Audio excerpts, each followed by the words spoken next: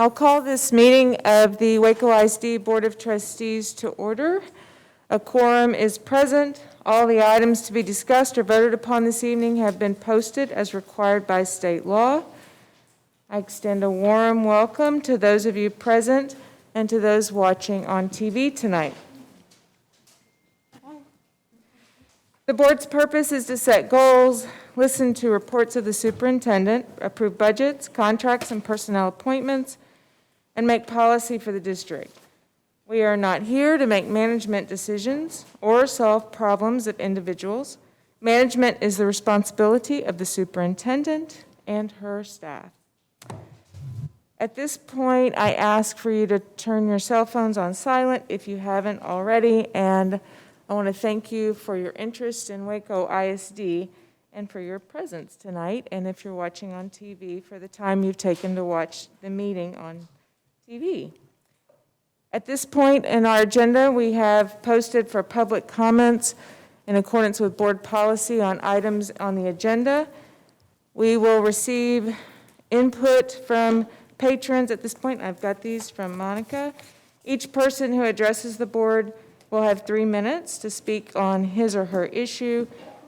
Because of the topic posting requirements of the Open Meetings Act, board members will not ask questions of the patron and will not answer questions posed. No action can be taken on issues presented unless that item is not already on the agenda. Mr. Vidania, will you be our timekeeper tonight? Susan Duty.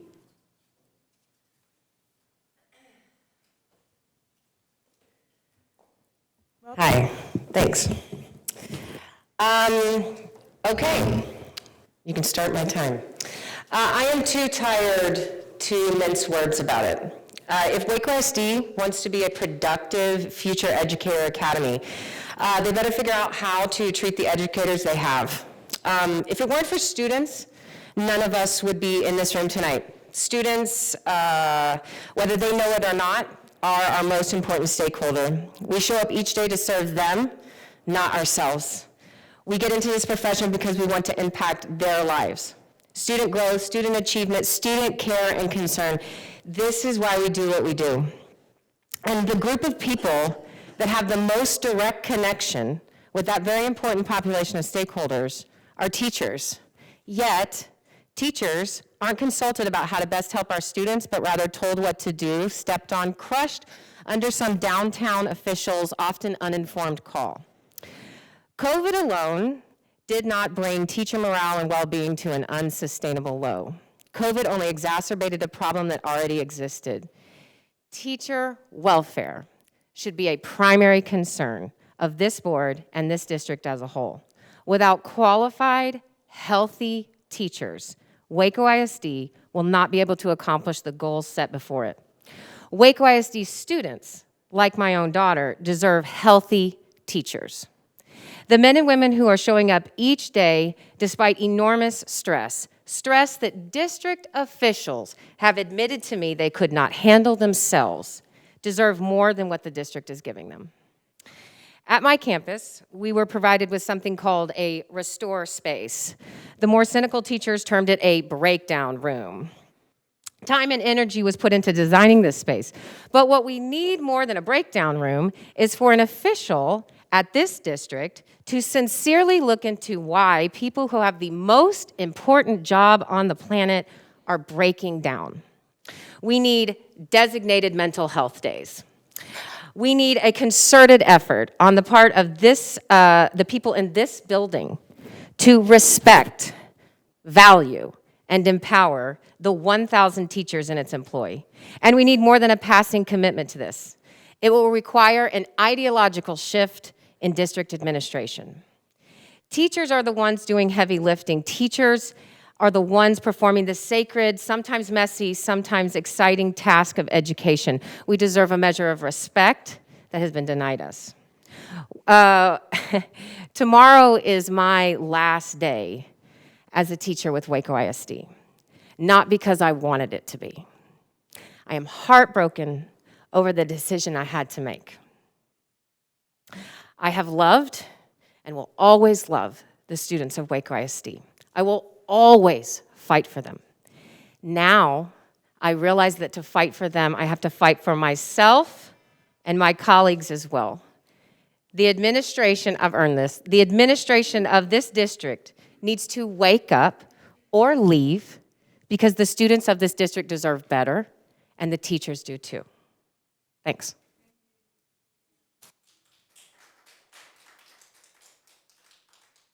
Hope Mustakim.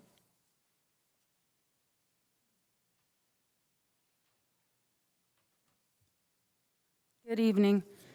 So since we're supposed to talk on an agenda item, I'll talk about the vacancy, obviously. I'll tell you a story about a single mom, child of an addict, from the trailer park, a co-parenting, yet still single parent, on a social work salary, no local family, shoestring budget, in the sweltering heat, putting out 200 signs across this district, carrying the stories of countless local families, generation after generation, all of whom have trusted her with their stories, only to be robbed of her chance to represent the people in this district. Mr. Dupuis knew that he was going to leave. We all knew that he was going to leave. I addressed it publicly that he was going to leave before fulfilling his term. The people of Waco voted, 9,000 people voted for that woman, and that was me. I have invested so much time in the children in this district. Like I said, also watched many of them go to prison or die. And I think that if you're going to appoint someone between now and May, we should get to decide who that is. I don't want that position. You know what position I want. But our community, if anyone, should decide on that. Much like Chief of Police, you saw how City Waco did it. Fantastic job. But I know Carrie didn't make this choice without consulting his closest peers on the board. So because of this, I feel like the community should be on the forefront of making that choice. And that leads to the topic of trust. You cannot build trust with a community when you are unethical, when you don't give a dang. I don't want to curse, right, Susan? Don't give a darn about how they feel. You make decisions without them and claim that it's for them, right? So you were uninterested in the community who showed up to talk about Dr. Nelson, right? They showed up, but parents don't care. They showed up. You're uninterested in having us be there for the decision about Dr. Kincannon. I have nothing personal. I just believe in community voice, okay? And also, it was unethical, and Pastor Marlin said it, that our board president has a fiscal interest in her business partner getting this job. Like I said, it's not personal. This is about principle, okay? So I think if there are any future financial decisions made about Dr. Kincannon, Ms. Teakles should recuse herself from those choices. It makes sense. It's called a conflict of interest. And I just, from here forward, I say if you want to be on this board, and if you stay on this board, any members, you have to realize that we pay the taxes. We send our kids here. We're invested. We have a voice, and we're not going to be silenced any longer. Thank you. Pam Cooper.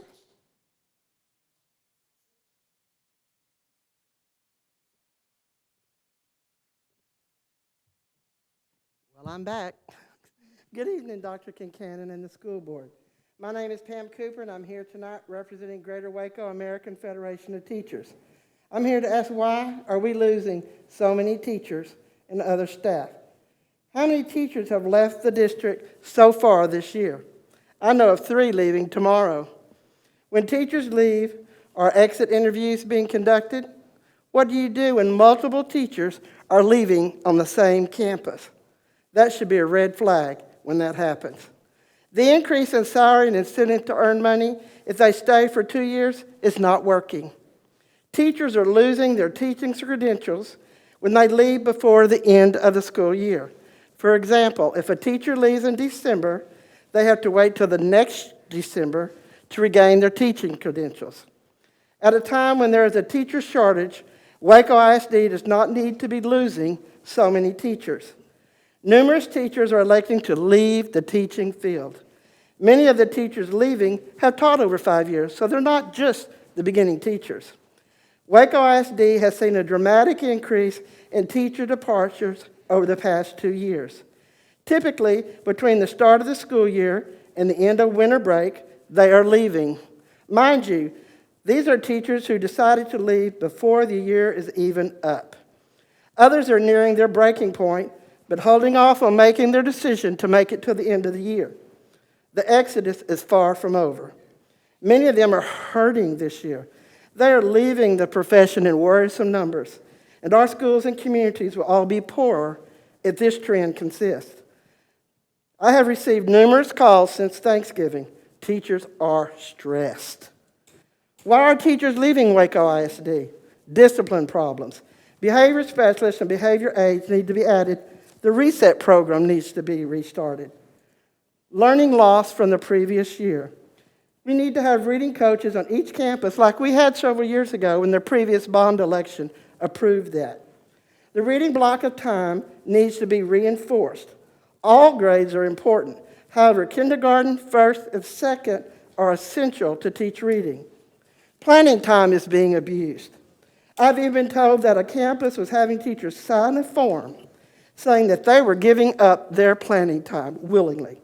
By law, the planning time is 45 minutes a day. No support from administration, from the school up to the school board. Shortage of substitutes.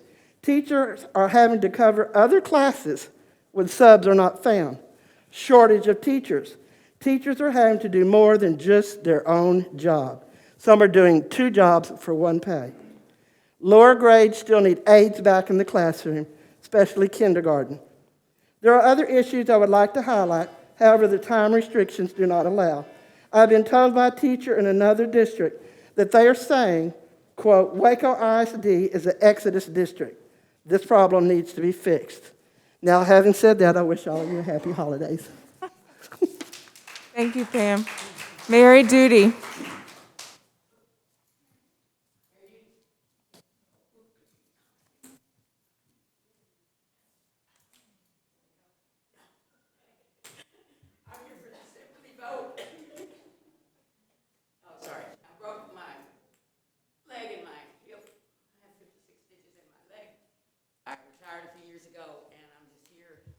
These teachers and these parents and these, will support everybody.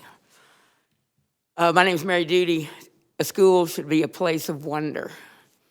A school should be a place where you walk in and your heart stops. You come alive with what you see. I was blessed with being able to teach at Carver Academy for 9 years. I was at Atlas with your daughters, Sarah. A wonderful, wonderful experience. Taught at Lake Air, kind of made the rounds, ended up at Cesar Chavez, chasing a principal that I wanted to work with, Bill Shepard. We never had teachers leave in the past. Of course, I think part of this is the way people are these days, and part of them is part of the deal is the fact that people are burned out. I got burned out all the time, and I continued. We have no idea what these teachers are going through. We're asking teachers to take a child that missed a year of school and get them ready for a test, and they can't read. If they can't read the test question, if they can't process the information on the A, B, C, or D, we can't even teach them how to guess. And you can teach them how to guess if you have to.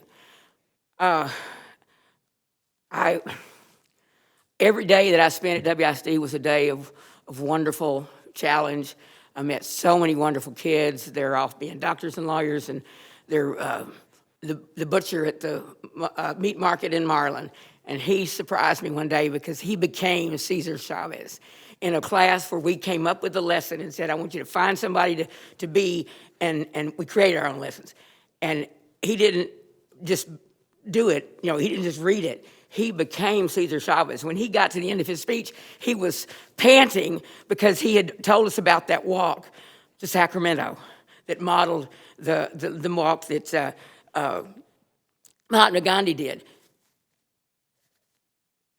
I never asked him how, I know he did on his test, but to this day, we don't talk about our test questions and our test scores. He remembers the day he became Cesar Chavez. Shy, quiet little guy. And that's what we do. We light fires in kids. And they go out and change the world. And we need your help. I had a principal one time that came by every day on payday and handed us a payday candy bar. It was simple, but it was corny, but it really mattered. We've got to figure out what it takes to take care of these stakeholders. If we were in a factory, we'd take care of those workers that are putting their hands in the machine.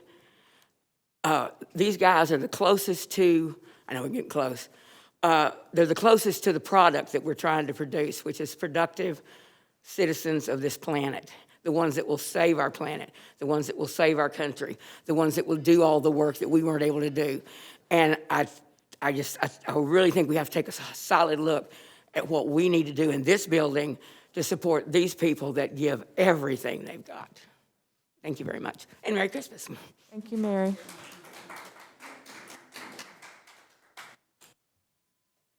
At this time, the board will go into closed session in accordance with the Open Meetings Act. Yes, I'm sorry. Are there any others, Monica, before I keep? Oh, okay.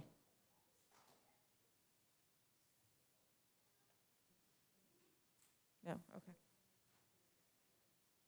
All right.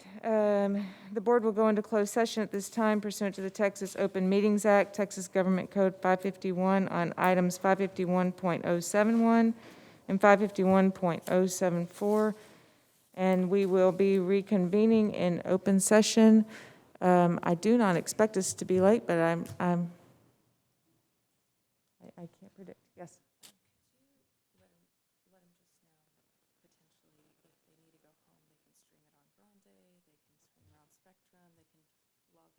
True, Ms. Cordowic's pointing out that if you want to go home and watch the meeting, you can stream it on Grande, you can stream it online.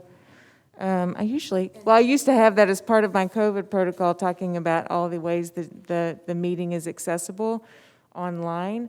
And if you are interested in that option, I encourage you to talk to our Chief of Staff, Kyle DeBeer, or our Director of Technology, Jerry Allen, and he will help you and direct you to where you can go watch the meeting online so you don't have to sit here. All right. Thank you.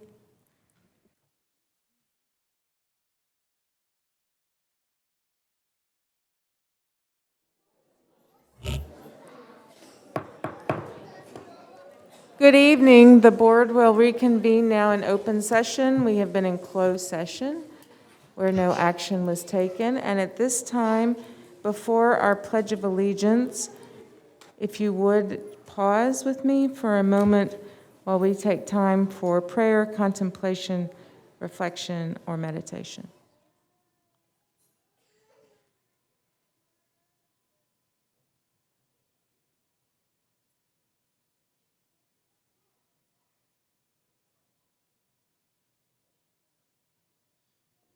Thank you. Pledge of Allegiance.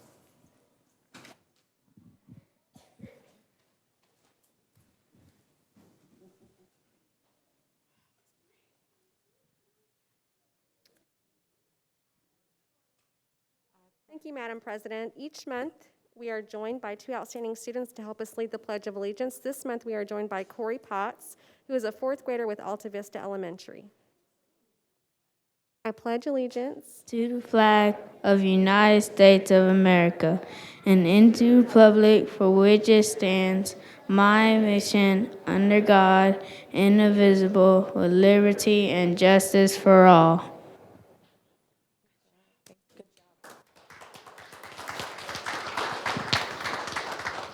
Okay, and now I'm gonna change our agenda up just a bit. Dr. Kincannon, I'll turn it over to you.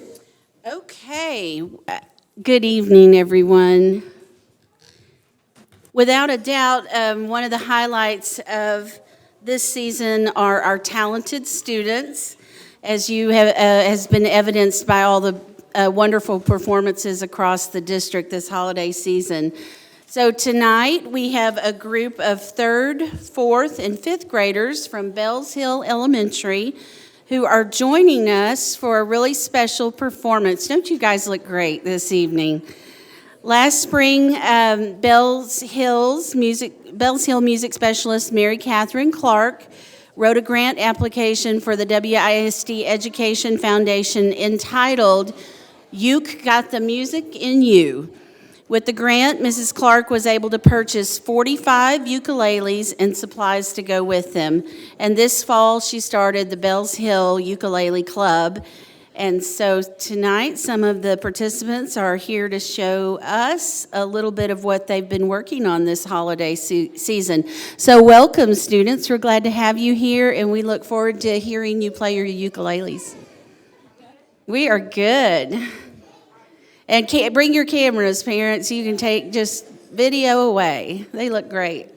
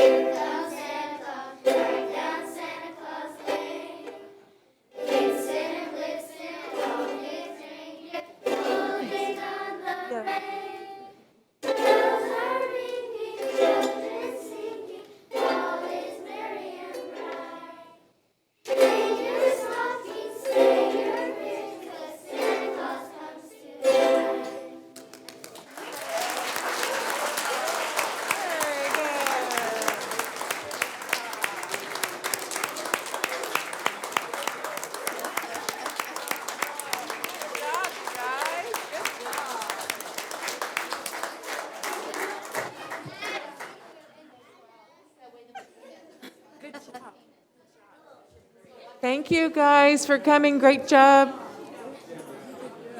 And thank you, parents, for bringing them out tonight.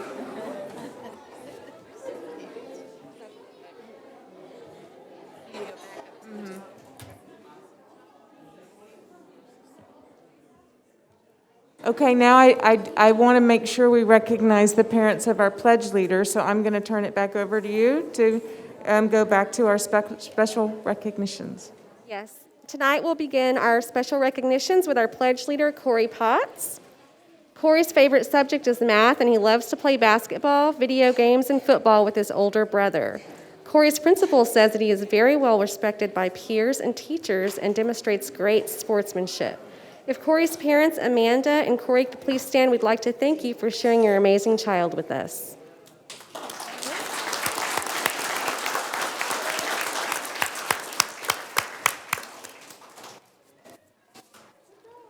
Thank you, Corey.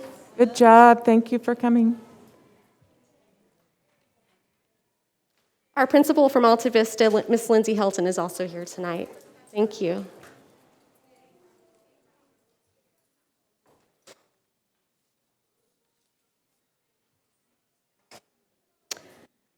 Okay, we are going to move on to Waco ISD Teachers of the Year.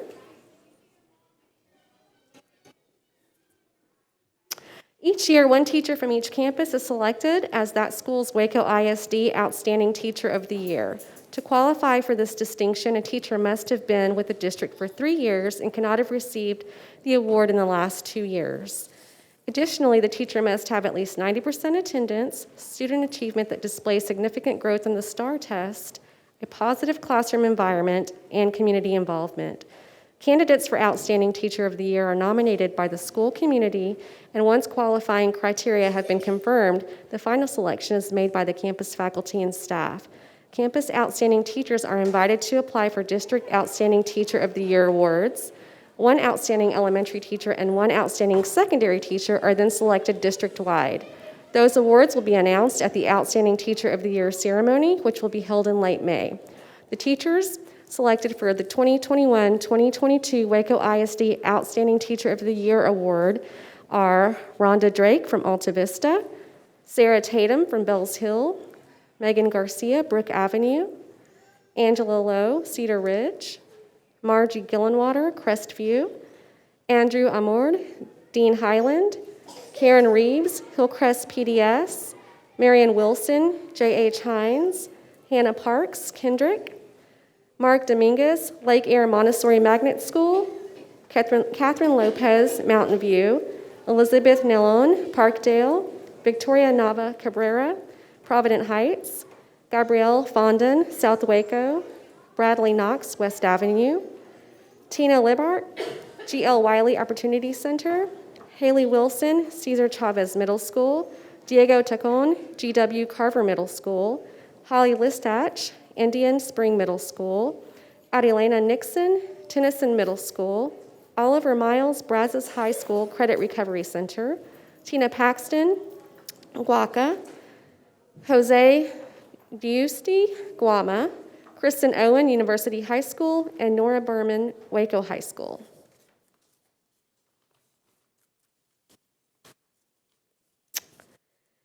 And now we are going to discuss the Teachers Art Educators Association District of Distinction.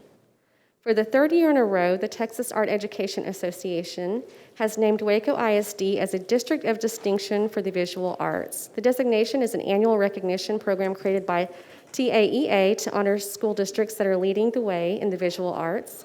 After a rigorous application process, which evaluated instruction in the visual arts, extracurricular opportunities, and community service, Waco ISD was one of just 40 districts in Texas to receive this honor this year. Moreover, Waco is one of only 17 school districts in the state to receive this award for 3 consecutive years since the award was created.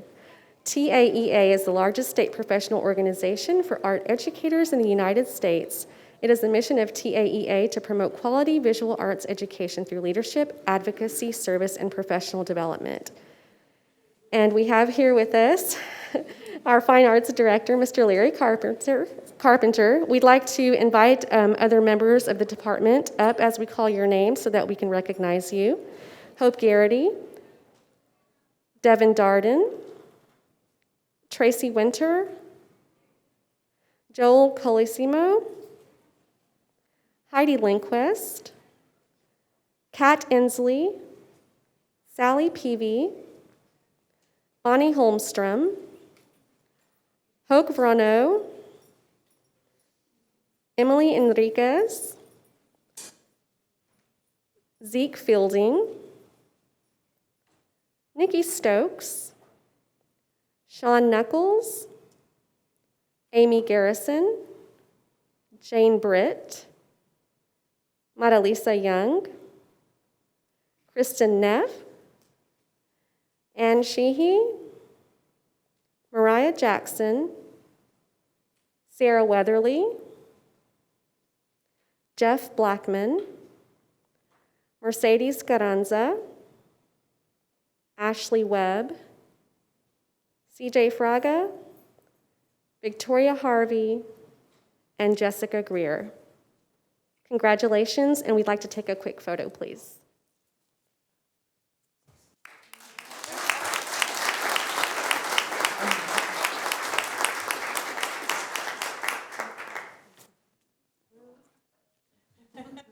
While she's taking that photo, I want to tell you guys that I had, I met with parents last week, just random, who wanted to tell me how fabulous their art teacher was and how much they appreciate you and what a difference you're making in their children's lives. And it was really heartwarming.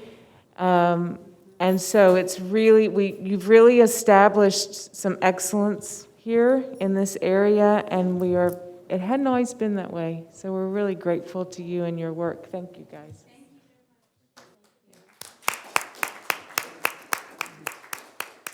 And I don't know if we said this or not, but I might add that Waco ISD was one of about 15, 17 school districts that have received the award 3 years in a row since it was started.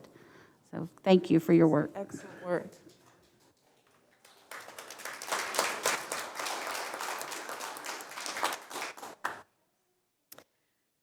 We celebrate our outstanding community partner each month. Waco recognizes a community partner. Waco ISD recognizes a community partner making a difference for the students with Waco ISD Award for Outstanding Community Partners. The award ties into our theme for the year, We Are Waco ISD, and acknowledges that it's not just staff and students that makes Waco ISD community a great place to teach and learn. In December, the district recognizes Inspiración. Inspiración is a local nonprofit organization dedicated to helping parents become active participants in the process of preparing children from birth to 4 years of age. The organization's data-driven program provides classes and home visits to help families build parenting skills to meet the unique needs of Latino families residing in Waco ISD. Inspiración's goal is to ensure that all Waco ISD students are kindergarten ready. Based at Alta Vista Elementary, Inspiración has partnered with Waco ISD and Transformation Waco for 4 years. And here to accept the award this evening are Benjamin Gomez, our board vice chair for Inspiración, Brandon Chappell, our board member for Inspiración, and Luisa Cruz, a program specialist, and Gloria Fitch, our parent educator. Thank you for caring so much about our students and providing tools they need to be successful as they begin their education.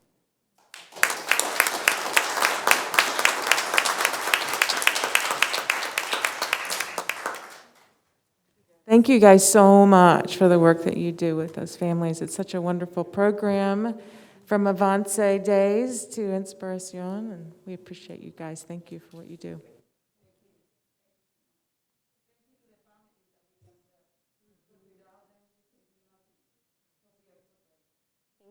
Thank you. Well said.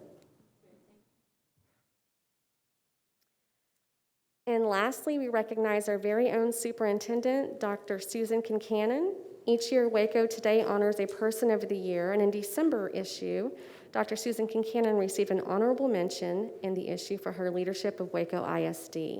The recognition reads that she has faced and withstood challenges this year. Specifically, it applauds her for putting the health and safety of students ahead of politics during the pandemic, responding to this summer's fire at GW Carver Middle School, and passing a $355 million bond to rebuild 4 schools and renovate a 5th. Congratulations, Dr. Kincannon. Thank you.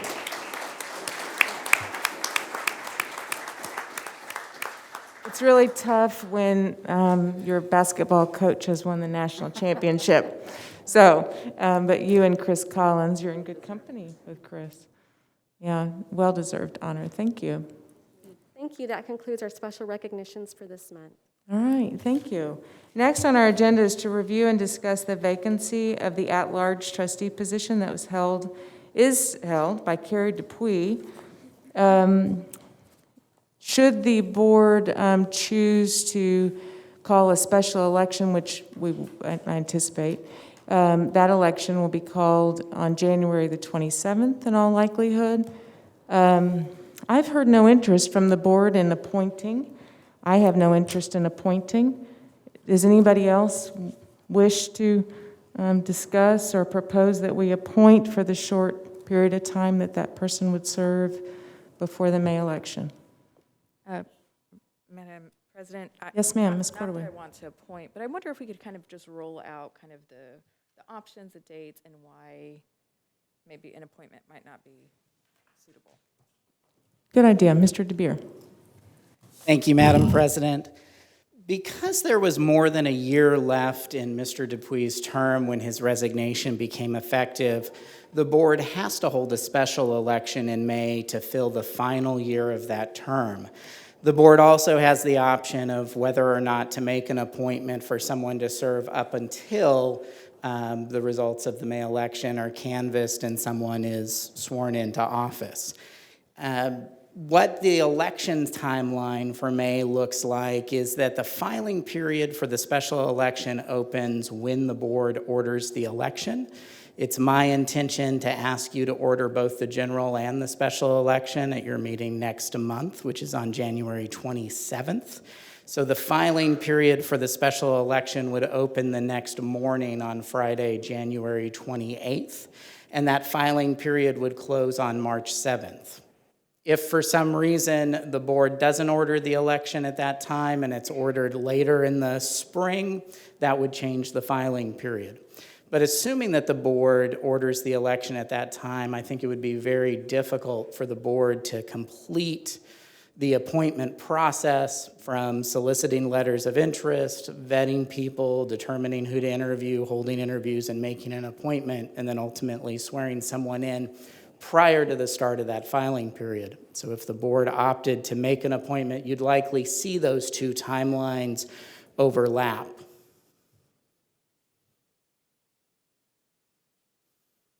Great. Yeah, thank you, Mr. DeBeer. I don't think any of us have a desire for an appointment, so I think we're all on the same page on that.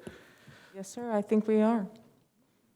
So as it stands, there will be 3 places on the ballot in May.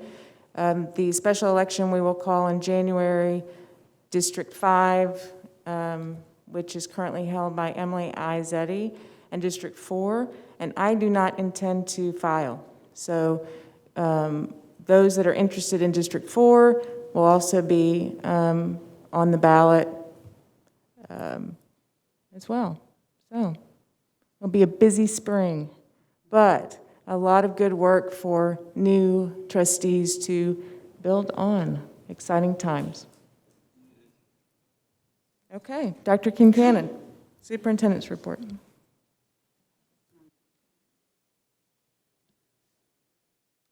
Okay, well, we started a little bit out of order with the ukulele club. I hope you enjoyed them as much as we enjoyed them in person. I had seen a video of them, but had not seen them in person, so that was really awesome.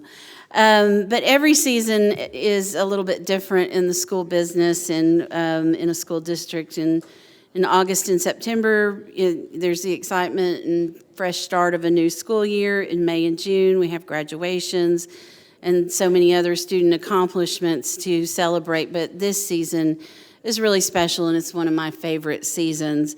There are performances to enjoy, traditions to celebrate, and opportunities for our students to give back to others. And on the screen, you can see just a sampling of these events around the boardroom. On the first slide, we had pictures of the University High Jazz Band performing at Winter Wonderland and the Crestival event at Crestview Elementary. And then on the next slide, you'll see Kendrick Elementary's Dress Up Day and Christmas program. And there were so many activities this holiday season, and it was just delightful to see kids, to see all the beautiful Facebook posts about our kids, and just to really get to celebrate this season. And these kids are what it's about. So it's just been really fun. The next item I want to talk about is our campus principal visit to the Art Center Waco. As you know, that's a new facility in Waco. We, every month we have meetings with our principals to talk about district initiatives, to share best practices with each other, and to provide professional development. This month we did something different, and we visited the Art Center Waco to explore Kermit Oliver's incredible paintings, as well as our own artistic talents. And so, as a Wacoan described as one of the finest contemporary American artists of our time, Oliver's art is an invitation to reflect on how we make meaning in our own lives, while his example is a reminder that we can each use our talents to help each other see the world in new ways. I've been pretty fascinated by Kermit Oliver and listened to some NPR podcasts with him speaking. Such a talented artist right here in our own community, famous artist. So I want to thank Doug McDurham for hosting us. I want to thank Hope Garricky, our Waco High School art teacher, and Larry Carpenter, Director of Fine Arts, for creating some incredible hands-on experiences for our principals. They got to release a little stress themselves, and I think everyone truly enjoyed the opportunity to exercise their creativity in new and different ways. We really had a lot of fun. So thanks again, Hope. Hope helped us put that together. And some of us don't need to quit our day jobs as artists, but and others were very good. But they came up with some beautiful things. And we really did enjoy the Art Center Waco. It's a really special facility right here in our community.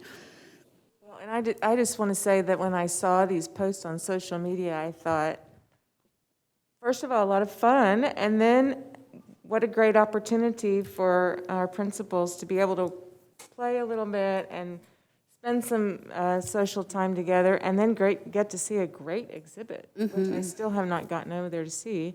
But everyone I talked to says, you've got to get over there to see that exhibit. And then I saw where Transformation Waco actually Thanks for mentioning that, yes. permit ward meet with students from Indian Spring, is that right? Yes. What an amazing opportunity. It was a fantastic opportunity, and yes, we tried to get him to come out for principals. He would not, but he came for kids. So that was really important, and it's a beautiful facility, so it was nice for our principals to get to see what's right here in our community that they can take advantage of.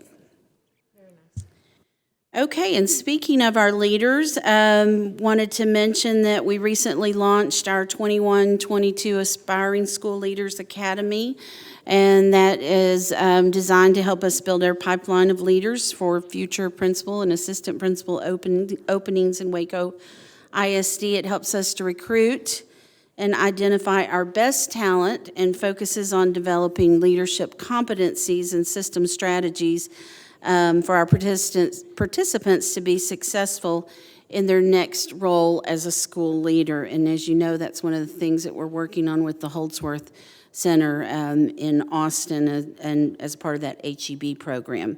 So our candidates were invited to apply for the new cohort and then were interviewed. And currently we have cohort 1, who has 10 aspiring school leaders who are in year 2 of their academy, and they're continuing to build on the work that was started last year. Cohort 2, which was just selected, looking at Dr. Gutierrez, she's been leading this work, and Dr. Lopez, has 12 aspiring leaders who are exploring their personal leadership and learning about turnaround leadership competencies. And so we'll continue that work throughout the year. They'll engage in professional learning sessions, and they will receive real-time coaching visits from an experienced district leader. So the academy is off to a great start, and we hope to be able to select future leaders from the talented individuals that have been identified to participate. So thank you to Dr. Gutierrez, Dr. Lopez, I was looking for you, and there you are, right in front of me. Any questions about Leadership Academy? All right. And then next item is Commissioner Mike Morath's visit to Waco ISD on December 7th. Commissioner of Education Mike Morath visited Kendrick Elementary. And I was pleased to actually, Mrs. Lozano was host for that event. I was there, but she was leading to showcase some of the activities and things that we're doing in Waco ISD for our commissioner. We had 3 things we wanted him to see. He visited a model literacy classroom. He looked at our updated library. We'd just gotten our books in from our book order. Kendrick was the first, and those were put on the shelves the day before, and since that time, others have gotten theirs. But we wanted him to see how we're fostering a culture of literacy and lifelong love of learning in our schools. And then he visited an opportunity culture classroom where he saw how we're creating pathways for teachers to grow as leaders without leaving the classroom. And that was really important. That was really important work. He got to see the teacher and the student teacher who's called a resident, make sure I get that right, who is paid as a part of this opportunity culture program, and the paraprofessional who assists, who also receives a stipend to help. And so it was really really good to talk about that and just to see the work that they're doing with our children. So I got to see 2 classroom lessons and learn about those programs, and I think he was pretty impressed. And I do want to thank Isabel Lozano and her team for hosting the commissioner. I can't see behind posts, but is Ms. Lozano here tonight? I don't think so. No, I just, I want to publicly acknowledge her and wow, what a stage. And my understanding is that he really didn't want to talk to the administrators on the campus. He wanted to talk to the teachers. And so that says a lot about the high quality we have in our principal at Kendrick, because I don't think he heard anything but good from the teachers that he interviewed while he was on campus at Kendrick, and appreciated his comments in the Waco Trib. For those of you who didn't have an opportunity to read it, he acknowledged the leadership we have here, and really gave a nod to the good work. So it was exciting, and if you guys haven't read that article, I commend it to you to read, because I think that our staff, especially the folks at Kendrick, really represented us well. Mrs. Lozano is a pro.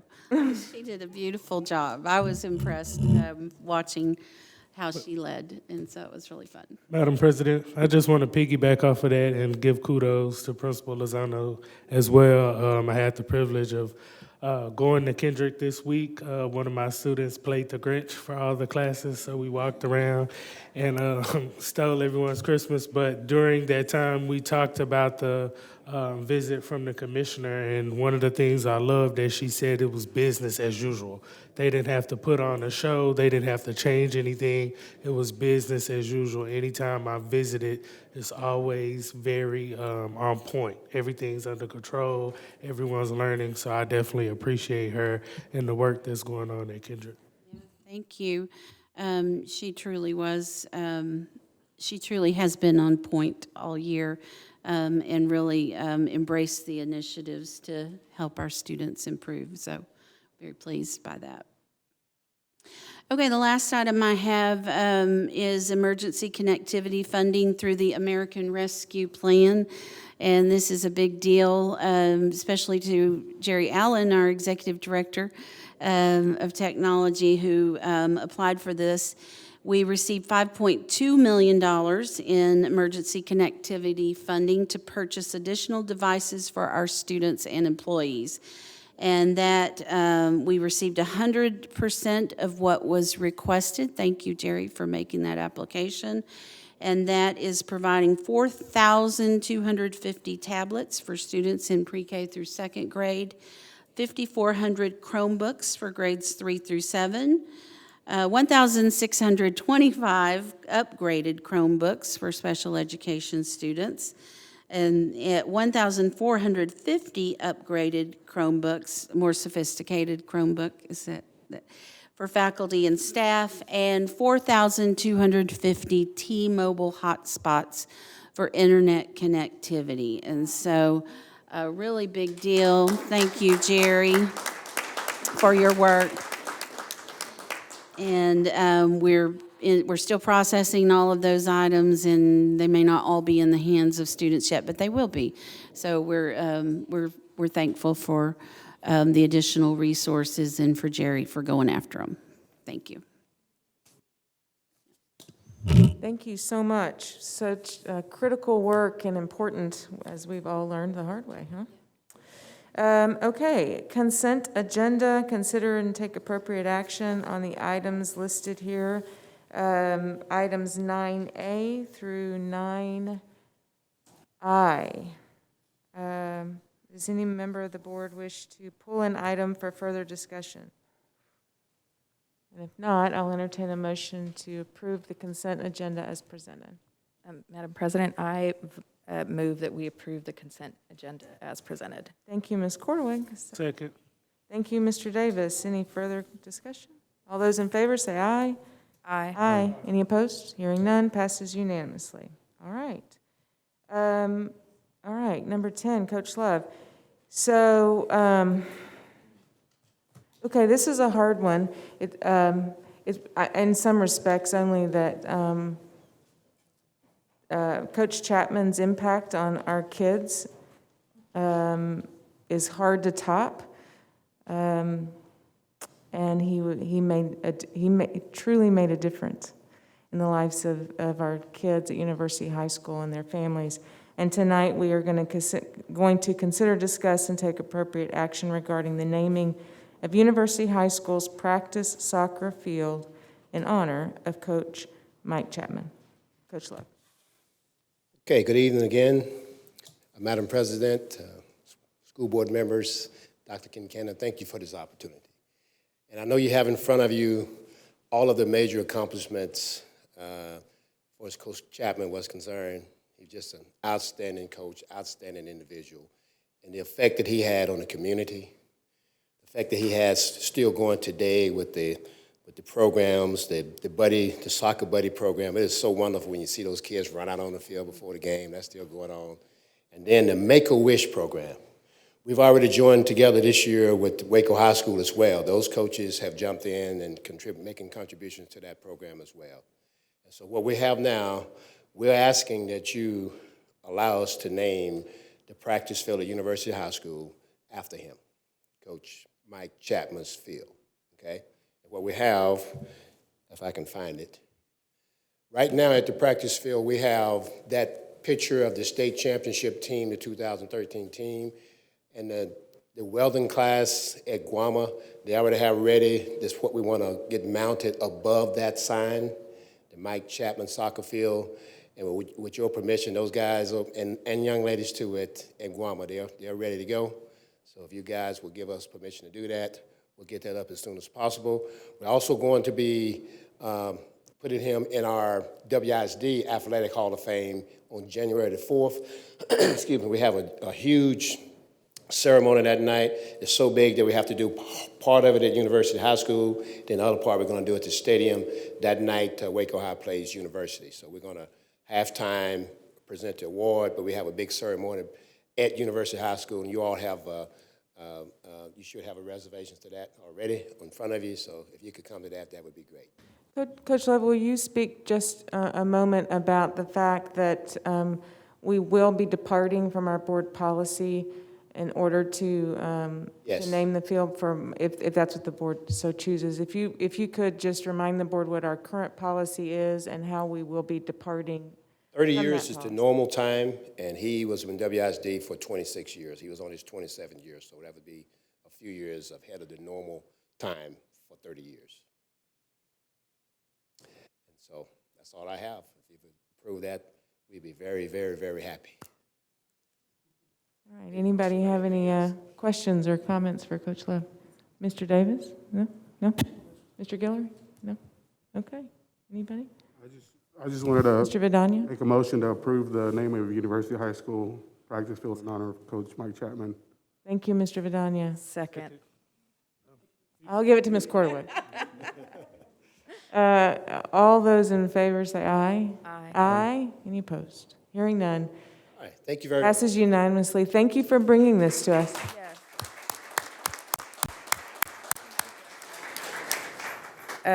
Coach Love, I appreciate you bringing this and kind of deviating a little bit from our board policy in this, because I think it's right to honor this man's work in this community and just the impact that he's had not only on students, but just watching what he's done with students has been extremely inspirational, I know, even just for myself. And it's deeply impacted me. And so I really want to thank you for doing that. All right. Jared, I saw you come in, but I don't see where. Mr. Sturzinger, welcome. And team. GW Carver Middle School on the fast track. Exciting. All right. It definitely is on the fast track. Yes. So we're excited to be here tonight and presenting the GW Carver Middle School Design Development Update. So last time you'd seen some progress and really on the outside, you're going to see some more both inside the building and outside the building. But really excited to present the team here. So you know Jana and Doug, who are behind me, as well as then Erin is joining us here tonight. So she's the job captain on the project, so helping to really orchestrate the blueprints for the contract documents as we get towards the finish line. So she's an integral part to the team. Wanted to make sure that you saw her as we're presenting, working hard in the background as we run these two projects in parallel. So we're going to start tonight with an update around the outside of the building and then look deeper into the interior. So I'm going to turn it over to Doug here to walk us through that part. Good evening. So I'll breeze through the site and the building layouts here. I'll just do a quick little highlight. Generally, nothing has really changed much here over the past several weeks. Just been making some really good progress working with the design committee to make those decisions on what's the best path forward for some of the exterior design and building plan for the new Carver Middle School. So you'll see here the site plan in front of you. Again, very similar to what we've seen in the past, just adding a little bit more detail, starting to show some of those exterior site elements. So at the very bottom there, you'll see J.J. Flewellen Road. You still have your primary entries coming in there off of the south part of the plan, so you'll have your nice long parent drop-off lane and your main entry there at the front. We set that building back a nice amount to provide a good level of security and a buffer between the main road and the building, really creating that nice new entry procession for parents and visitors. You'll see on the middle part of the building there, kind of in the corner between the track and the building, there's a little outdoor courtyard, and we've really started now to develop the details of that courtyard, working with both the principal as well as some of the staff, and talking about what the needs of that outdoor courtyard are. So we're looking at some outdoor shade structures for the art program, so they have a nice dedicated outdoor art space. We're looking at some outdoor dining opportunities and some really nice flexible outdoor classroom environments, so really providing a lot of different variety in the exterior for the students to use. And then, of course, at the top right of the image there, you'll see track and field. So that's, again, a new 8-lane competition 400-meter track, as well as a new, yes, very excited about that, as well as a full-size multi-purpose natural grass field. We are also not shown in this image. We'll have full track events, so dual shot put, dual discus, long jump, triple jump, and pole vault will also be, we've squeezed it in on this tight site. It's a little tight, but we were able to make it all fit. So very excited about that. And then again, very similar to what y'all have seen in the past with the floor plan here, we're really now starting to dive into some of those details. So working with our consultants on this building systems as well as the structural design. We have had really great input from our construction manager, core construction, in making some of these key decisions for, as we know, with the market right now in steel and metals is challenging, so we're looking at some alternative structural solutions that are going to also improve the schedule for construction, as this is a very escalated timeline. So again, just really moving into that technical production stage. We had some great meetings even today, getting all the way down into door hardware, so super exciting. And then looking forward to safety and security and getting into some of those things that we've already talked about at the high school. So with that, we'll share these renderings again, just so y'all can see them one more time. I think we shared these at the previous meeting, but again, just a reminder of what the exterior of that is meant to look like here. And if there's any questions on the exterior or on the building plan, can answer them, or we can jump into the interior. All right, Jana? Good evening. When you can do the common things of life in an uncommon way, you will command the attention of the world. That's a quote from G.W. Carver, and I think it perfectly illustrates this entire process that we've had. Some of these things have been tragedies that have led to this very expedited timeline, but other things have come together in such a beautiful, uncommon way, such as that historic committee that we had the privilege of meeting with, bringing together a graduate from each class and getting to hear their passion and the legacy and the deep roots that are embedded into this is very uncommon, and it's beautiful. And we are proud to be a part of that. What's also uncommon is the process that you guys have put together of this deep engagement continuing to the current staff, from the district leadership above and all the way to the community at large right now. That's uncommon, and that's beautiful. When all of these things come together, you end up with a school that's not just a really great 21st century plan, but it's also all of the things that the committee wanted it to be. It's a space that's home. It's something that's much more than just a school. The teachers are much more than just teachers. And they wanted the teachers of today to look back at the legacy of the teachers that influenced their lives and see that every day in the campus of this building. So I hope that you see those things go into this as we start looking at the interior of the space that really is a personalized GW Carver campus. So again, this is embracing that history. This is the front door shot on the bottom right-hand side. So as soon as you walk into the campus, we have this dedicated space that's for a display that will serve as the history of GW Carver. It's intentionally wrapped with stairs that students and staff and community members will come and utilize whenever they're watching plays or community events. It's a live action part of this history that they walk by every day. We're working with the district as well to work on that as a part of a curated piece, so with local artists' input to make this something specific. That's that blue section to the right. Is that correct, Jana? Yes. So that is where we want to put some sort of mural that is representative of the feedback that we've gotten from the community. And there's an example, she has an example at the top from another school. Is that from Ann Richards. Ann Richards School in the very top? I've actually seen it in person. It's quite beautiful. And so Every component of that piece has a personal meaning to the campus and to the students.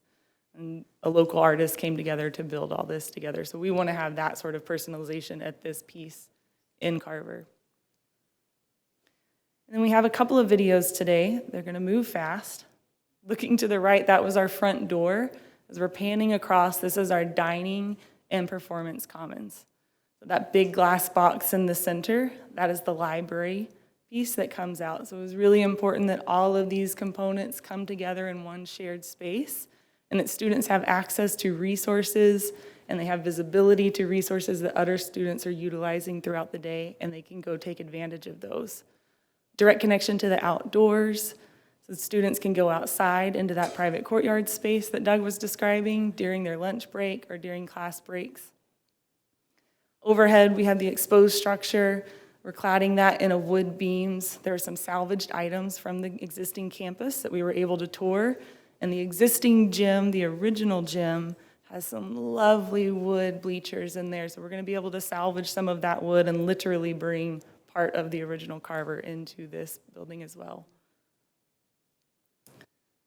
Moving into the library, we're standing inside of that main circulation area, looking to the right, and you'll recognize the dining commons over here to our right. So again, that big connection into the space. As we go in here, we see this large volume, this symbolic element of rainwater coming down, harvesting the knowledge of what is being poured below. Lots of views out into that common space. When we start back over here, we'll take a look at the maker space. It's right in front of us. Right here with those marker boards, that's the maker space. It was important to your librarian. It's a pretty touching story that he wanted students to have access to resources that they do not typically have, so that their projects can be the shining star at the competitions. So they wanted that to be really visible from the commons area, so students will come in there and utilize that space. Lots of small group rooms and large spaces for full classrooms. Inside of our neighborhood area, we're standing back in one corner. This is at the end of the corridor. So the only people passing through here are the people that this is their destination. So it's not a main thoroughfare, and that's intentional. All of these classrooms have lots of glazing looking out into a shared common space where students can find an area for just two, maybe in the corner, activated with some writable wall on the surface. They're connected back to the main corridor to the left as we get all the way around into this image. This corridor right here that we're about to look down is what leads you back to the front door. So there's that circulation path. So once students are in this area, they have the option to open up a classroom like what we see in the center. Teachers could team teach. They could set a group of 2 or 3 classes up on a course for the day, and then the students have the autonomy to go find their best place to go learn for the day. So lots of flexibility and visibility in and out of these spaces.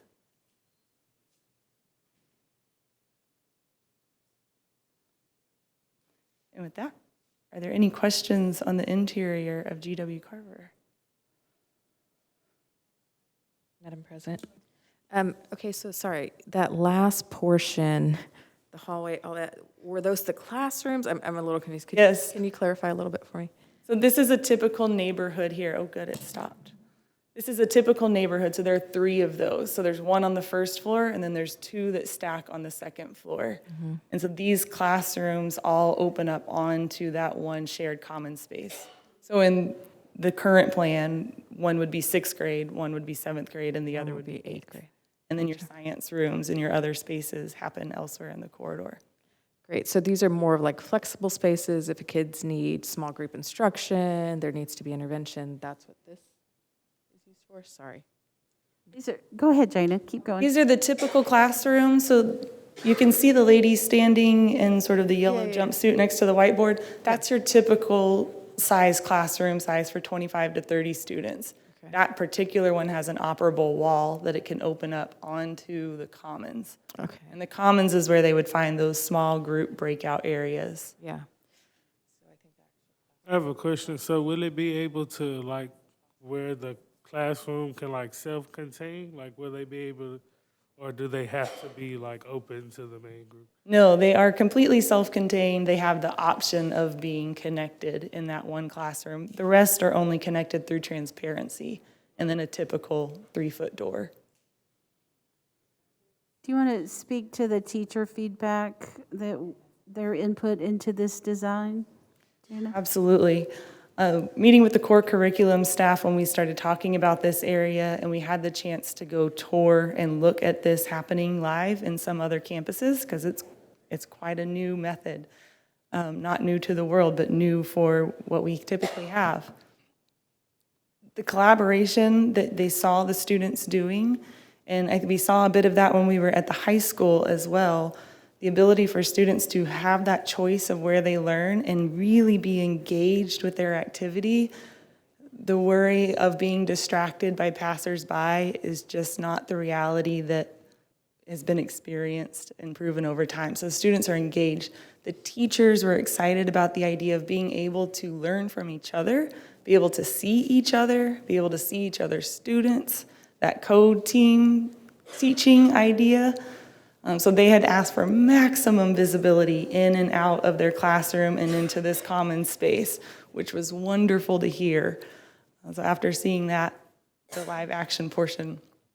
Yeah, no, thank you so much. Yeah, I think I was trying to, the video was going fairly quick. I know, it goes trying to wrap my head around, but yeah, as a former teacher, being able to team teach and having a space that you can kind of differentiate, you basically get your kids in groups, you differentiate, you go through, you've got 2 people working with all of these kind of small groups. I can totally see how that would be useful and very helpful, even if you're doing kind of more of a self-contained class, the ability for groups of students who are a little bit more on the independent research aspect of things could go sit at a table, hash it out with some other kids. You've got a group you're watching, and then a group you're direct teaching with a smaller group. So that makes sense to me. So yeah, thank you so much. It really is transformative. So you're moving from kids sitting in the, I don't know how old those desks are with the one unit combo thing with the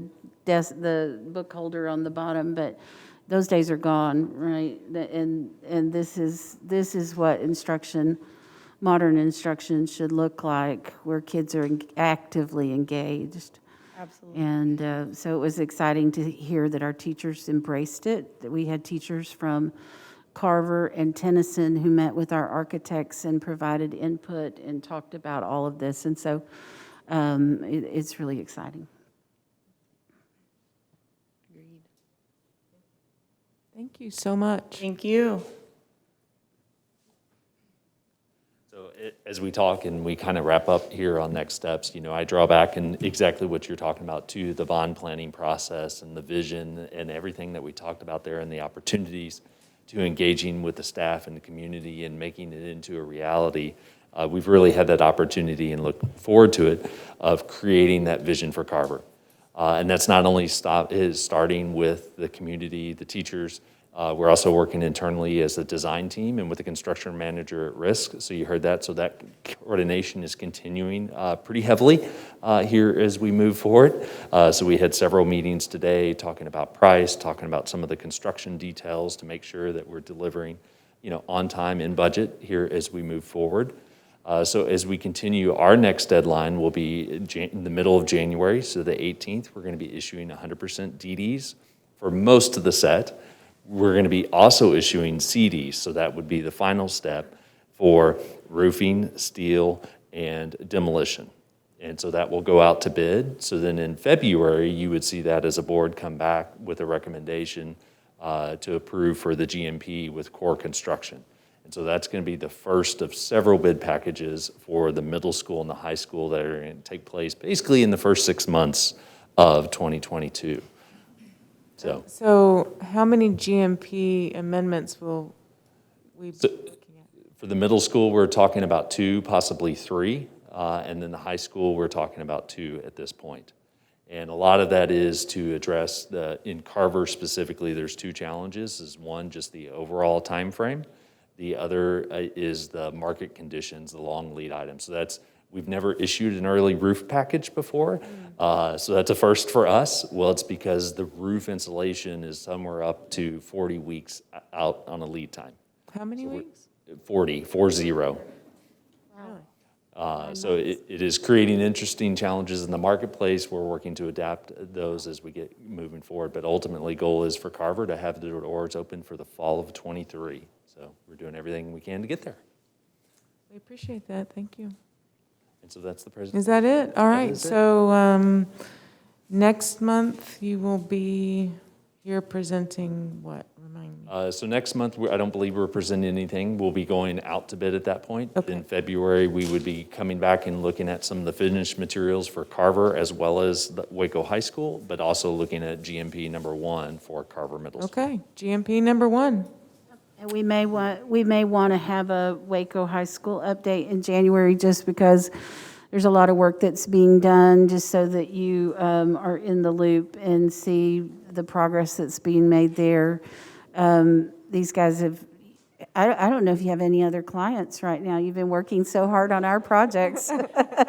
Pretty much it. So, but there's a lot of progress that's happening there too, so we'll want to keep you in the loop on that. We're all here for the next 4 or 5 years. Yes, thank you. Madam President, I just wanted to say thank you guys for showing us the design. I like it.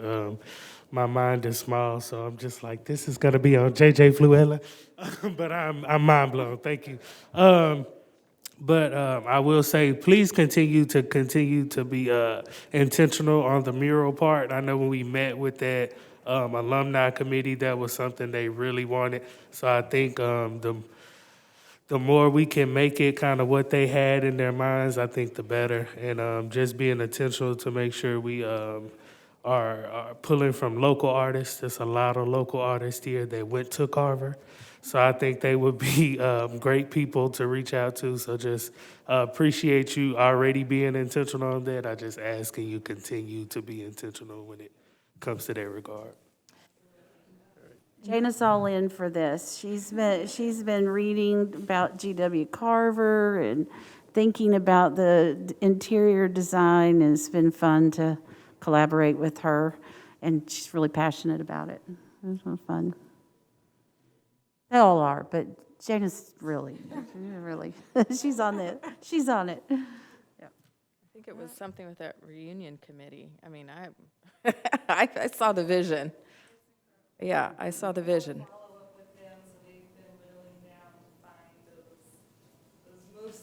Treasures, yeah.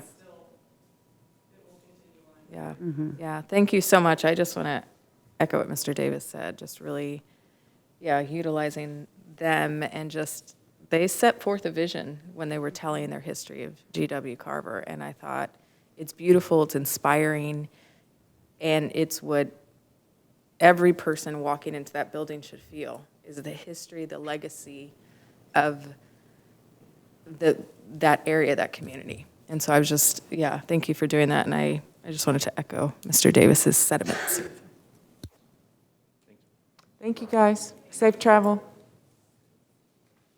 All right, review and discuss the teacher incentive allotment.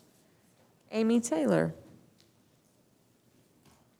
Dr. Gutierrez. We're going to both present. Okay.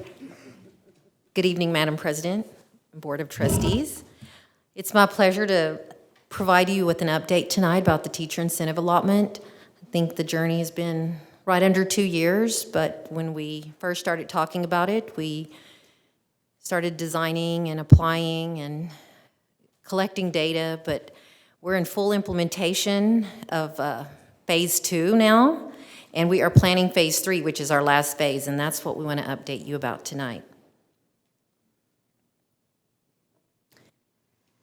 And this is just a brief review. What is TIA? You know, it was part of the House Bill 3, and it's really dedicated to doing the things that are real important right now, which is recruiting, supporting, and retaining highly effective teachers. This work was always important, but as you've heard tonight, and as you know about the educational landscape, it's really critical now. And TIA is really, it's a strategic evaluation system, and the Texas Education Agency requires a minimum of 2 measures, and that's your teacher evaluation and your student growth measure. But here in Waco ISD, as part of our local model, we added teacher leadership because we know the importance that teacher leadership brings to the table. It helps us with the retention because it gives teachers the voice, and it also shares decision-making on the campus, and that's always a big plus. How our model works is really with the 3 components that I just mentioned to you, but in our teacher performance, it's 40% of the T-tests. So we were already using that evaluation system, and that's an approved measure with TA, so we continue to use that. With our student growth measure, this is all just part of our assessment strategy. One of the things that was really big for the committee is that we weren't going to just be throwing more tests at kids or doing more testing for TIA. This was going to be testing that showed growth that was already part of our assessment strategy. That's why we worked closely with the curriculum and instruction department to do this. And Ms. Taylor will talk to you a little bit more about how teacher voice is really involved in that component. And then, of course, we have core leadership practices, which with the core leadership practices, we look at 4 different areas. It's the community involvement that teachers have through leadership, their collaboration, so their PLC work, their data meetings, the mentorship, because we know there's a lot of informal mentoring going on in our schools, and we want to continue to encourage that. And last but not least, it's really alignment with our vision, mission, and values as a school district and at the campus level. So those are the 3 areas that are part of our model, our strategic evaluation model. But why we do this, I think, is the most important piece. And we do it because kids deserve great teachers, and this model really promotes having great teachers who stay in the hardest schools. And the way it does that is because we will pay teachers more to work in schools that have more challenges and who have to put more hours in supporting the students. And we know that the impact this work makes, it's about student growth and achievement and closing the opportunity gaps. And you know, right now, this is more important now than ever because of the learning loss. And so really tackling this is one of the biggest problems of practice that we're facing. And of course, this supporting student growth is another impact this model makes. And over 50% of our teachers in Waco ISD are beginning teachers or within their first 5 years. And we know when teachers leave, and I think someone shared that tonight, teachers will leave within the first 5 years because they don't feel supported. And this model we're trying to be intentional about helping fill that gap. Then, of course, retention. I know when I first got here, you know, that was one of the main things that Dr. Kincannon shared with me. She said our teacher retention needs to be reduced because at that time I was in HR, but really teacher retention, the goal to reduce our turnover rate is really everyone's business here at central office. And then the equity of access, which is what I just shared with you, that we're going to pay our teachers more to work in our schools where it's harder to recruit teachers and it's harder to keep teachers. And last but not least is around the competition that we're facing in the market. We were one of the first districts in Region 12 to pursue this work, so we're ahead of everyone else, and we're excited about that. We're going to have payouts before anyone else in this region. And up to this point, I think there's only counted 4 more districts in the region who are engaging in this work. So we'll be able to use this as teachers come to Waco ISD because, we, especially teachers who are already designated or who could potentially be designated, because we're doing this, and I think it's a really big deal because it gives teachers the opportunity to make 6 figures. And again, just reiterating this work is so hard that, 6 figures is the least we can do.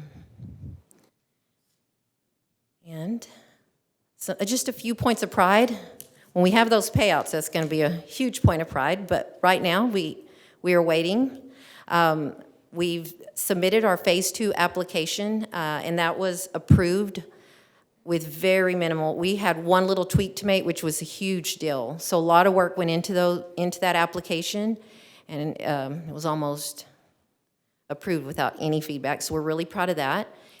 By November, this past October, we submitted 47 teachers for the first round for designation. It still needs to get approved. I don't know if all 47 will get approved. However, I'm hoping that they all do. But I just can't wait till the day that we have hundreds of teachers who are designated here in Waco ISD. So this is really the first step in the right direction. And Ms. Taylor continues to meet every month with the 21 teacher experts. The reason there's 21 because Transformation Waco schools have their own model. But every campus has a teacher expert who engages with Ms. Taylor monthly.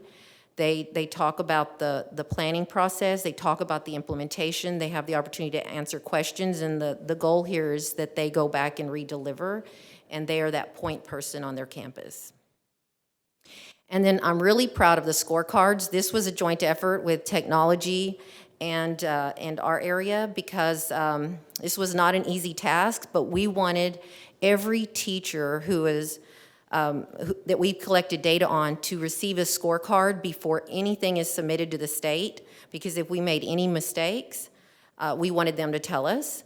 We also think it's important to be very transparent about how these calculations are made, because this should not be a mystery to our teachers. We want them to know how they can be designated, and we want them to know where they stand. And that's what this scorecard is really about. And again, big kudos to Ms. Taylor and the technology department for pulling that off, because it caused some head scratching from time to time. And then last but not least is really the coherence that this work brings to all the rest of the initiatives we're doing here. It raises awareness, teacher awareness around the DDI work that we're doing, around data, around the coaching work, around the teacher leadership work, and all the career pathways with opportunity culture. It just really all comes together beautifully, because it's all, it all hinges, all those pieces just work beautifully together. So we're really excited about all of that and how it's come together. And those are really our points of pride with this work. But I'm going to turn it over to Ms. Taylor now, and she is going to share, like I said, the update on the planning and some of our next steps.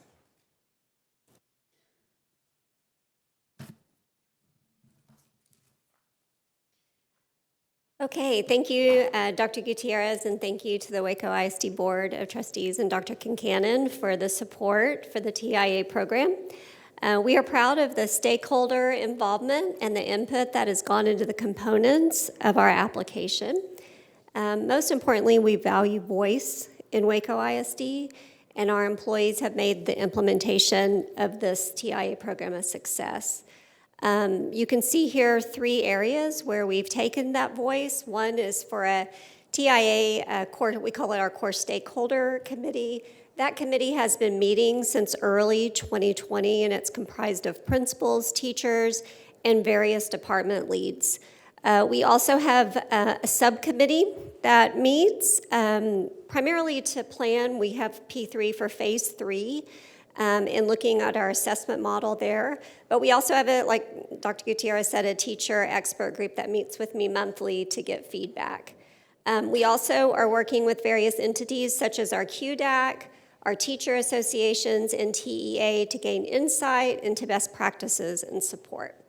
And lastly, we have provided teachers with surveys, and the purpose of those surveys is for them to give us input and to kind of gauge their level of buy-in into TIA overall. All right, so I'd now like to share with you the phases of implementation, and we will revisit the 3 phases, and as a reminder, the phases are important so that all teachers eventually can be eligible. Our model was thoughtful, and we focused heavily on being fair to the teachers. In order to do this, we needed to implement these phases carefully and with strategic thought. We started with reading and math in phase 1, and then this school year, which is phase 2, we added social studies and science, just specific courses in middle and high school. And then we also added SIT teachers and special ed inclusion. We are currently in the planning phases of stage 3, with the goal of all subjects and grades being included starting with the 22-23 school year. As part of the phase 3 planning, we are listening to various departments and stakeholders, again, to create a system that's fair. Starting next year, we are adding career and technology teachers, fine arts teachers, special ed, additional special ed teachers, world languages, physical education, and various electives. Subcommittees are meeting regularly, and the conversations have been rich. I'm happy to report various department heads here tonight, Mr. Lev, I saw Donna earlier, head of Kate. They have all been instrumental in helping gain teacher voice into how to make the system fair as we add phase 3. And our whole goal is to designate highly effective teachers. So we are looking at data from phase 1 to ensure that we have systems in place to do that. And principals are also reviewing correlation data between T-tests and the student growth measures from phase 1 to find areas of campus growth. In the summer of 2021, our TEA application was approved. And then shortly thereafter, we identified teachers for designation, and we communicated and launched phase 2. Communication of TIA was a huge part of our success. We scheduled meetings at every campus, minus the Transformation Waco, as mentioned earlier, and we provided Zoom follow-up sessions where the teachers could ask me questions about the components of TIA and just get clarity on how to designate. And most importantly, we want to make sure the TIA program is successful and this work is meaningful. In the fall of 2021, we distributed the individualized teacher scorecards to each eligible teacher in phase 1. We submitted data to Texas Tech for validation. We implemented phase 2, and we started planning for phase 3. So like Dr. Gutierrez said earlier, we're really looking forward to phase 3 and seeing how many teachers designate from phase 1. And ultimately in August, when teachers start getting paid, it's just going to be really great. And so at the end of all of this, it's all about teacher growth and student growth, and we're just really excited about the next steps. All right, so questions? Can you, you've spoken, can I, sorry. Sure. Could you clarify for the board how much money a teacher could earn in this incentive allotment? Yes, it varies by campus. It depends on what the state is calling high needs of that campus. So the percent of economically disadvantaged of a particular campus, the higher the percent, the more money the teacher makes. And there's 3 levels that a teacher can designate at. And so the higher the teacher gets in point values on their scorecard, basically, the higher amount they can make. So the whole idea is incentivizing and recruiting and keeping teachers at the high needs campuses. I was looking for a dollar And it ranges somewhere between $15,000 and $30,000 to give you an idea. I mean, it could be around 7 to 30, depending on the percent. And all of that's posted on TEA's website. You can look up a Waco ISD school and know exactly how much. a teacher can make. And I presented that to the teachers in August so they could see, like at their particular campus, how much money they would make if they were a master teacher. And here's the other thing about it. If a teacher, I'm Miss Johnson, and I make $30,000, that is times 5. Once I designate, they make that times 5, and it counts towards TRS. So it's a significant amount of money for a length of time. It's really giving back to the profession of educators and what they do. Explain that. I don't understand what you just said. So once a teacher designates, that dollar amount, if they stay at that campus, that dollar amount is times 5. 5 years. 5 years, as long as they stay at that campus. So that's the incentive part of and so staying then at the it high goes to needs. their TRS, which is Then, once they retire, it's top part of the 5-year 5. average. Oh, very nice. It's a significant amount of money over time. And it makes a huge difference to your retirement. Oh, very nice. Okay, Ms. Quarterway. Absolutely. Sorry, I forgot my question. Well, that's okay. I'm just processing that myself. Mr. Guillory. Yeah. So you've already identified some teachers and talked.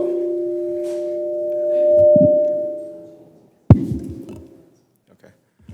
So you've identified some teachers and spoke to them. What kind of feedback have you received from teachers interested in moving to some of these campuses that you were speaking of? Teachers they're overall, they're excited. They're still learning about the components and what it means. So far in phase 1, they turned in their teacher leadership practices, which was 10 points. They received their T-test score at the end of the year. In August was the first time a teacher received their scorecard. So getting a piece of paper that says how effective of a teacher I am was a little bit eye-opening to some. And so all of those teachers had the ability to meet with me and review it, whether they designated or not. So what I found is that many teachers wanted to know more about how the components were weighted and how they could improve their practice in order to designate in future years if they didn't earn the point value this past year. So that's a positive for teachers overall. I have a question. So if you designate, do you have to continue to meet the standards each year to continue that designation, or do you get it one time and you're just set from that point? The designation in the Waco local system does not require a teacher to meet a certain criteria in order to keep the designation, and that's a local decision. Ms. Quarterway. Yes, thank you so much. This sounds like a great program and robust. My question is, okay, so the T-test, that's just the basic professional development tool that we have used within the district.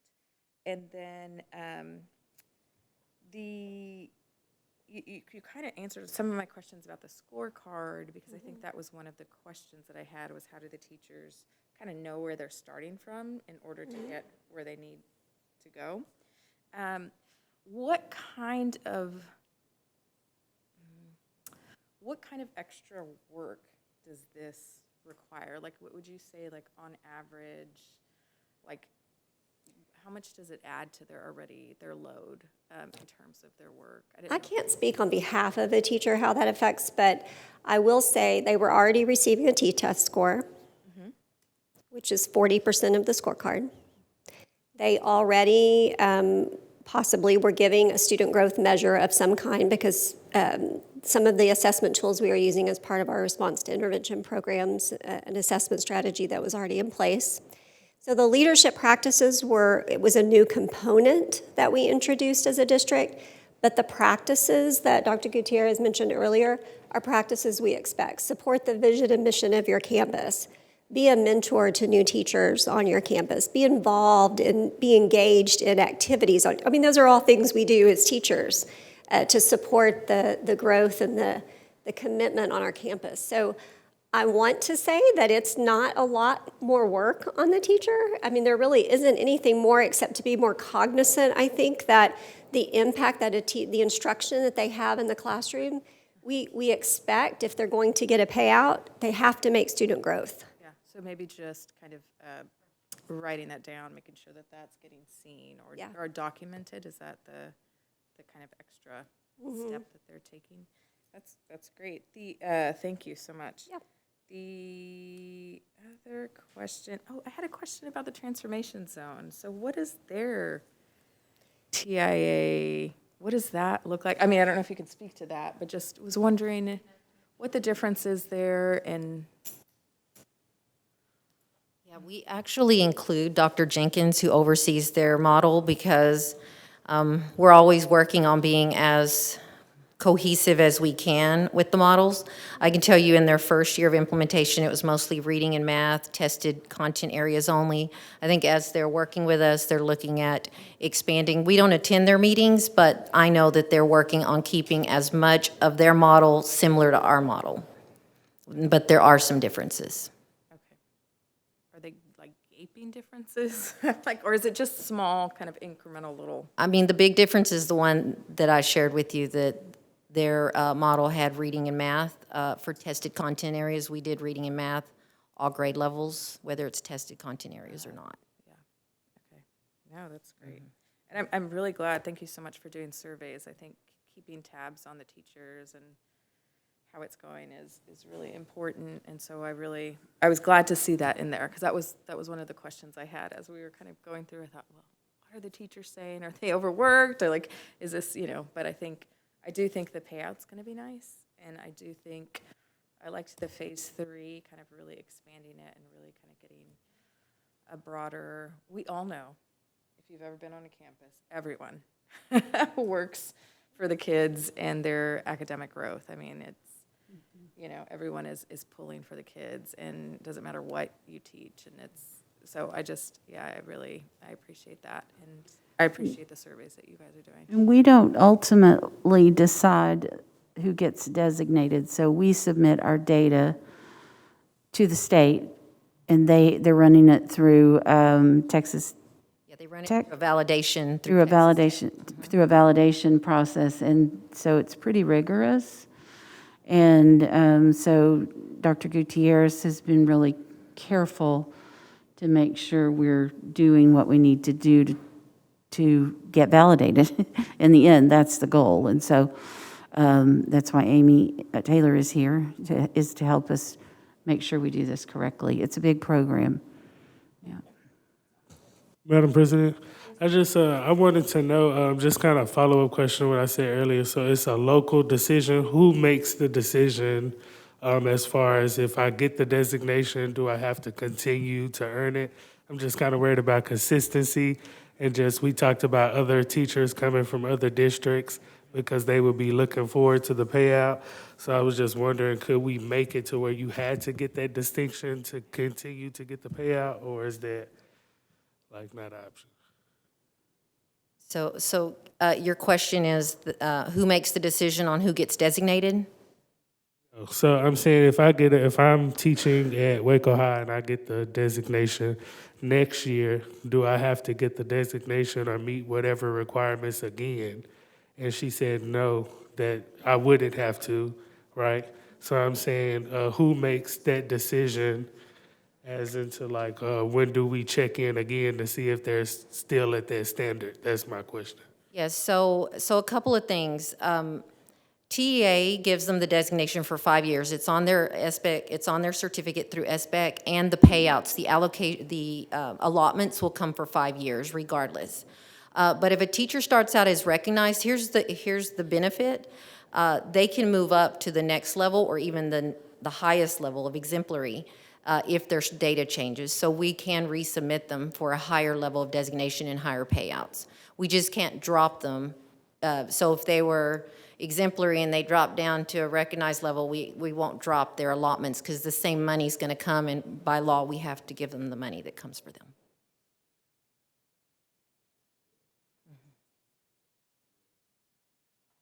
Thank you. Thank you. Announcements. Who is that tonight? Mr. DeVere, announcement.